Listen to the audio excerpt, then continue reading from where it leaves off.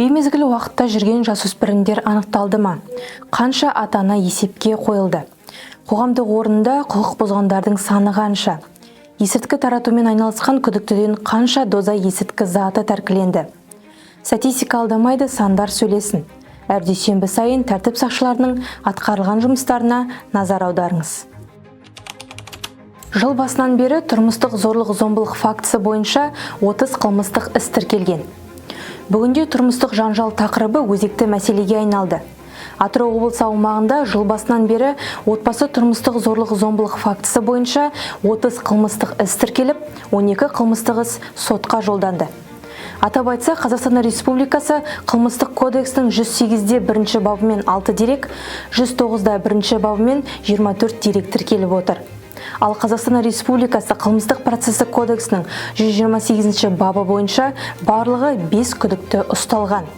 Айта кетейік, 2024 жылдың 15 сәуірінде мемлекет басшысы Қазақстан Республикасының кейбір заңнамалық актілеріне әйелдердің құқықтары мен балалардың қауіпсіздігін қамтамасыз ету мәселелері бойынша өзгерістер мен толықтырулар енгізу туралы заңына қол қойды.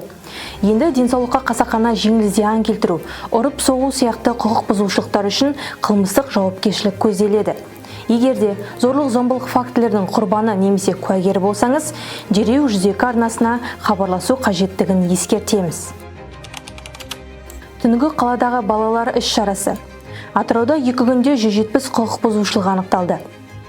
Жасөспірім балалардың құқықтарын бұзу, олардың қатысуымен жасалатын қылмыстық құқық бұзушылық фактілерін анықтау, олардың қадағалаусыз және панасыз қалуының алдын алу мақсатында 14 мен 17 ақпан күндері аралығында түнгі қаладағы балалар жедел профилактикалық іс-шарасы өткізілді. Іс-шара кезінде ішкі істер органдарына 164 жасөспірім жеткізілді. Балаларды тәрбиелеу жөніндегі міндеттерді орындамағаны үшін 5 ата-ана есепке қойылды. Сонымен қатар, шара барысында барлығы 170 әкімшілік құқық бұзушылық дерегі анықталды. Оның ішінде кәмелетке толмаған адамды тәрбиелеу және оған білім беру, оның құқықтары мен мүдделерін қорғау жөніндегі міндеттері орындамаудың 19 дерегі, әкімшілік құқық бұзушылық туралы кодекстің 200-ші бабы бойынша 4 дерек, 442-ші бабының 2-ші бөлігі бойынша 140 дерек, ал оның 3-ші бөлігімен 7 құқық бұзушылық анықталып, оған қатысты тиісті іс-шаралар қолданылды. Атырауда өзге облыс тұрғынынан 500-ден астам есірткі дозасы тәркіленді. Есірткі қылмысына қарсы іс-қимыл басқармасының қызметкерлері жедел іздестіру іс-шаралары кезінде үйінің ішінде есірткі заттарын таратумен айналысқан 30 жастағы Ақтөбе қаласының тұрғынын ұстады.